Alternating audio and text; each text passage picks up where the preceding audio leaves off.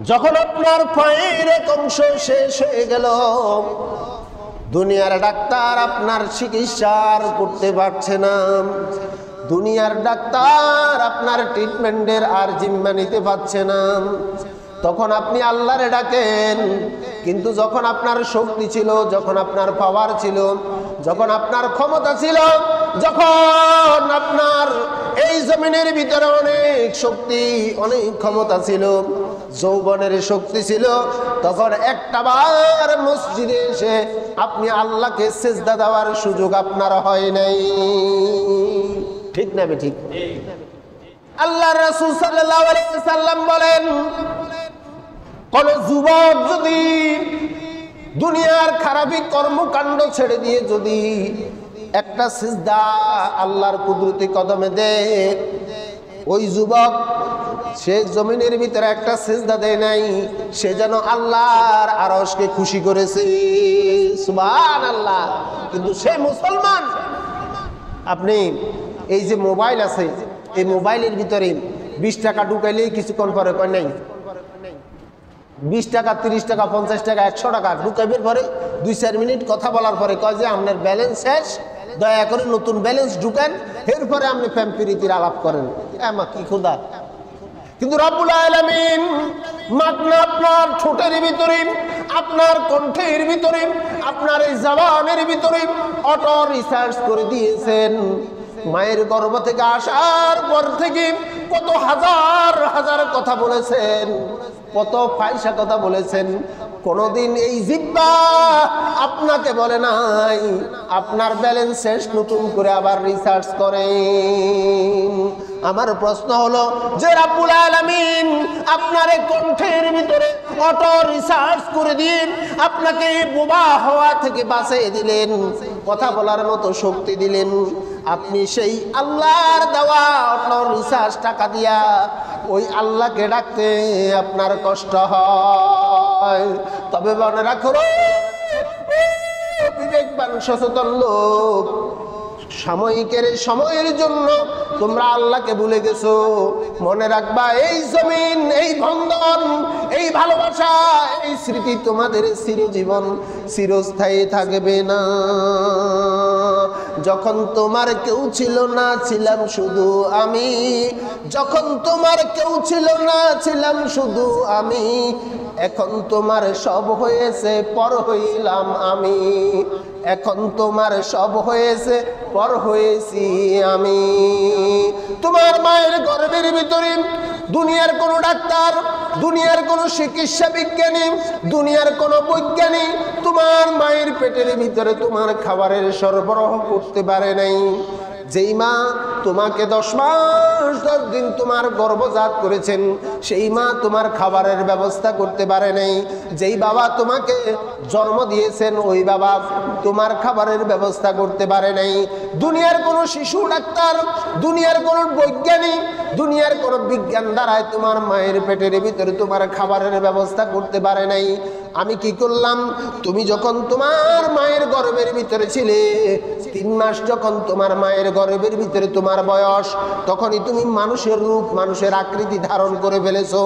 মানুষের আকৃতি রূপ যখন তোমার মায়ের গর্ভের ভিতরে এসেছে, অটোমেটিক তোমার খাবারের তখন প্রয়োজন পড়ে গেছে। তুমি লড়াচড়া শুরু করতেছো ক্ষুধার যন্ত্রণায়, ক্ষুধার কারণে। তখনই মা অনুভব করে আমার সন্তান লড়াচড়া করেছে। 3 মাসের আগে কোনো মা বলতে পারবে না তার সন্তান এসেছে গর্ভের ভিতরে। মা তখন অনুভব করবে বমি বমি মায়ের লাগবে, গন্ধ গন্ধ, দুর্ঘ্রাণ লাগবে, মায়ের খাবার রুচি কমে যাবে, শরীরের অসীম বিসীম অশান্তি শুরু হয়ে যাবে। তখন মা বুঝতে পারবে আমার পেটের ভিতরে বোধহয় সন্তান এসেছে, কিন্তু মা শিওর বলতে পারবে না, কারণ সন্তান তখন মায়ের গর্ভের ভিতরে লড়াচড়া করে না। 3 মাস যখন পূর্ণাঙ্গ রূপ যখন মানুষের ধারণ করে, তখন খাবারের উদ্বেগ হয়ে যায়, খাবারের প্রয়োজন পড়ে, তখন সে লড়াচড়া করে। মা তখন বুঝতে পারে আমার পেটের ভিতরে সন্তান এসেছে। তখন ওই 3 মাস যখন হয়, তোমার খাবারের প্রয়োজন দুনিয়ার কোনো ডাক্তার, দুনিয়ার কোনো চিকিৎসা বিজ্ঞানী মিটাতে পারে না।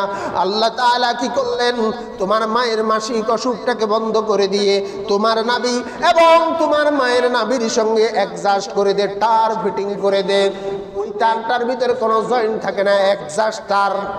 খেয়াল করেন, এখানে শিক্ষণীয় বিষয়, এদিকে একটু ফলো করেন। অ্যাডজাস্ট তার, এখানে কোনো জয়েন্ট নেই। এই যে আপনাদের এখন পাখাগুলো জ্বলতেছে, মসজিদের ওয়ালের ভিতরে এখানে তার আছে কি নাই? কিন্তু এই তারগুলো একটা তার নয়, এখানে জয়েন্ট আছে কি নাই? এটার লগে এটার জয়েন্ট, এটার লগে এটার জয়েন্ট, এই ফ্যানের লগে ওই ফ্যানের জয়েন্ট, এই পয়েন্টের লগে ওই পয়েন্টের জয়েন্ট। কত জয়েন্ট এই মসজিদের ভিতরে আছে। কিন্তু সন্তান যে মায়ের গর্ভের ভিতরে, সন্তানের নাভি আর মায়ের নাভির সঙ্গে একটা তার ফিটিং, একটা তার দ্বারাই ফিটিং করা। মায়ের নাভি থেকে সন্তানের নাভি এক তার দ্বারা আল্লাহ তাআলা ফিটিং করেছেন, জয়েন্ট নেই। সুবহানাল্লাহ। সন্তানের নাভি আর মায়ের নাভির সঙ্গে অ্যাডজাস্ট করা এক তার দ্বারা আল্লাহ তাআলা ফিটিং করে রেখেছেন। তোমার যখন খাবারের প্রয়োজন পড়লো, মায়ের মাসিকের রক্তগুলো মায়ের নাভি দিয়ে তোমার নাভিতে আল্লাহ তাআলা পাস করেছেন। মায়ের মাসিকের রক্ত খেয়ে খেয়ে তুমি মায়ের গর্ভের ভিতরে লালন পালন হয়েছো, বড় হয়েছো।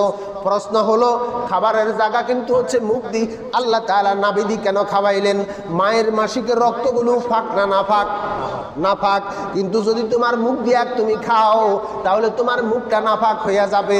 এই জমিনে আসার পরে এই জবান দিয়ে, এই জিহ্বা দিয়ে, এই ঠোঁট দিয়ে তো তুমি আল্লাহর নামের জিকির করবা। এই জবান, এই ঠোঁট দিয়ে তো তুমি কোরআনুল কারীম তেলাওয়াত করবা। এই জবান, এই ঠোঁট দিয়ে তো তুমি আল্লাহর নামের স্লোগান দিবা। এই জবান, এই ঠোঁট দিয়ে তো তুমি সত্য কথা বলবা। এই জন্য রব্বুল আলামিন 100% মায়ের গর্ভের ভিতরে নাফাকের একটা জাস্তুবের ভিতরে নাফাকের একটা, তারপরে যাই ডিম্বাণুর ভিতরে আল্লাহ সুবহানাহু ওয়া তাআলা তোমার জবানটাকে, তোমার জিহ্বাটাকে ফাঁক রেখেছে যাতে তুমি অপবিত্র না হয়ে যাও। আল্লাহ সুবহানাহু ওয়া তাআলা 100% নাফাকের ভিতরে তোমার জিহ্বাটারে ফাঁক রেখেছেন। কিন্তু দুনিয়া আসার পরে তুমি ওই জিহ্বা দিয়ে সুদের টাকা খাইয়া এখন ঠোঁটটারে তুমি নাপাক বানাইতেছ। ওই জিহ্বাটারে যেখানে নাপাক থাকার কথা সেখানে আল্লাহ পাক রেখেছে, এখন তুমি হারাম খাইয়া এই জিহ্বাটারে নাপাক করতেছ।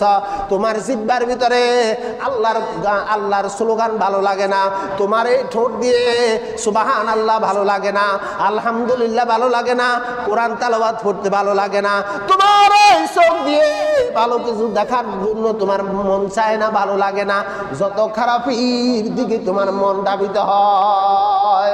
আল্লাহ সুবহানাহু ওয়া তাআলা আমাদেরকে তো মায়া ভালোবাসা করে সৃষ্টি করেছেন। আফসোস আমরা সেই আল্লাহকেই সেজদা দিতে মন চায় না। মনে রাখবা, এই যে দুনিয়া, এই যে ক্ষমতা, এই যে শক্তি করে তুমি এত অহংকার দেখাও, মনে রাখবে হাতির যে শক্তি, বাঘের যে শক্তি, তারপরে যাই সিংহের যে শক্তি, সাপের যে শক্তি, মানুষের যে শক্তি, তবে মনে রাখবা শক্তি আর ক্ষমতা কারো চিরকাল থাকে না। যখন তোমার কেউ ছিল না, ছিলাম শুধু আমি, এখন তোমার সব হয়েছে, পর হয়েছি আমি। তবে আবার এমন দিন আসিবে, সবাই তোমার পর হইবে, আপন হব আমি।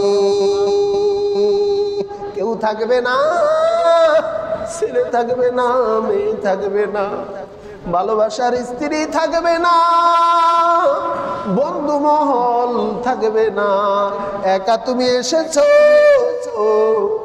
একা আবার যেতে হবে। তুমি দুনিয়ায় যখন এসেছো, আসার সঙ্গে সঙ্গে মা পেয়েছো, বাবা পেয়েছো, ছেলে মেয়ে, অনেক আত্মীয় স্বজন তোমাকে লালন পালন করার জন্য দায়িত্ব নিয়েছে। তবে যাবার বিষয়টা বড় কঠিন। আসার পরে সহপাঠী আসার পরে তোমাকে স্নেহ করার জন্য, দেখভাল করার জন্য স্বজন পেয়েছো, মা পেয়েছো, বাবা পেয়েছো, যাবার পরে কেউ পাবে না, কেউ নাই, কেউ নাই। ফালা খাউফুন আলাইহিম ওয়ালা হুম ইয়াহজানুন। দুনিয়ায় যদি ভালো কর্ম, ভালো কাজ, দুনিয়ায় থাকা অবস্থায় যদি কোনো উত্তম কাজ করে যাইতে পারো, তাহলে আর কোনো টেনশন নাই, চিন্তা নাই, কোনো ভয় নেই। আল্লাহ তাআলা তোমার জন্য একটা সুসজ্জিত জান্নাত তৈরি করে রেখেছেন। দুনিয়ার সফর শেষ করে কবরে আসার সঙ্গে সঙ্গে আল্লাহ বলবেন, ইয়া আইয়াতুহান নাফসুল মুতমাইন্নাহ ইরজিই ইলা রাব্বিকি রাদিয়াতাম মারদিয়া ফাদখুলি ফি ইবাদি ওয়াদখুলি জান্নাতি। ও গোলাম, আয় আয় আয়, এই জমিনের ভিতরে তুই অনেক কষ্ট করেছস, অনেক রকমের নির্যাতনের শিকার হয়েছস, তুই খেয়ে না খেয়ে আমি আল্লাহকে সেজদা দিয়েছস। এই জমিনের ভিতরে আমার হায়াত পাইয়া তুই অহংকার করস নাই, ক্ষমতা পাইয়া ক্ষমতার অপচয় করস নাই, শক্তি পাইয়া এই শক্তির তুই অহংকার করস নাই। আয় আয়, তোর উপরে তোর আল্লাহ খুশি, এই জন্য তোর জন্য আমার জান্নাতের 8টা দরজা আমি খোলা রেখেছি। সুবহানাল্লাহ।